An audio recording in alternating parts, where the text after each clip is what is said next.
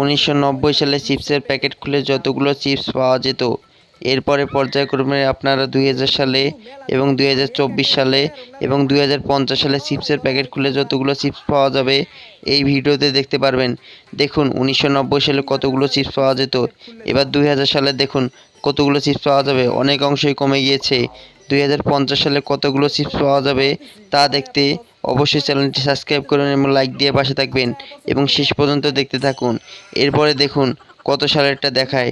2024 সালে চিপসের প্যাকেট খুলে যতগুলো চিপস পাওয়া যাবে, দেখুন 3টা চিপস পাওয়া গিয়েছে।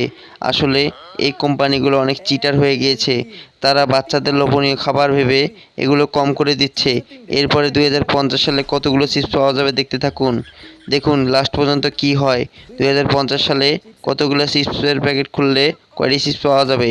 দেখুন একটি আস্ত আলু ভিতরে ঢুকে দিয়েছে, এরকমই অবস্থা।